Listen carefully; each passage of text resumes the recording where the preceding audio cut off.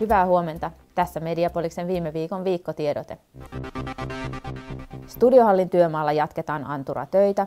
Vanha ajoluiska puretaan ja se jää työmaa käyttöön. Uusi ajoluiska on saatu käyttöön ja autot voidaan siirtää talliin. Kampuksen lämmönsiirtimiä uusitaan. Tästä johtuen kampuksella saattaa olla pieniä katkoksia lämmönjakelussa ensi viikon aikana. Talvi on jo ehkä tuloillaan ja filmisiivessä jatketaan pattereiden asennusta. Tästä aiheutuu jonkin verran haittaa tiloissa työskenteleville. Hommat pyritään kuitenkin hoitamaan aamusta varhain. Tiistaina niin ikään filmisiivessä pestään lattiamattoihin tulleita kahvi- ja muita tahroja työajan jälkeen. Tiistaina saamme taloon vieraaksi 100 yrityspäättäjää eri puolilta Tamperetta. Tilaisuudessa nähdään myös Kari Neilimo sekä pormestari Anna-Kaisa Ikonen ja apulaispormestari Olli-poika Parviainen. Tilaisuus pidetään Auditorio Kinossa ja Ravintola Livessä.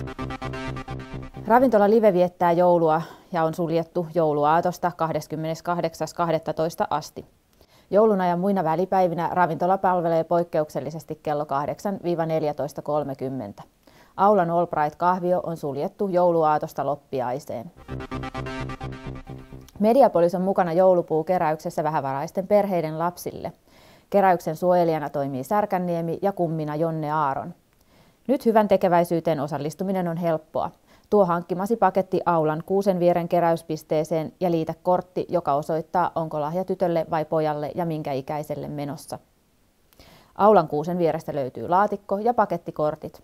Lisätietoja voit kysyä Aulan tytöiltä. Joulukuun aikana teemme vielä yhdet viikkouutiset ja sen jälkeen pidämme joulutauon. Asiaan palataan taas tammikuussa. Lopuksi vielä mainitaan, että Mediapolis-hanke on saamassa kuukauden jatkoaikaa tammikuun loppuun.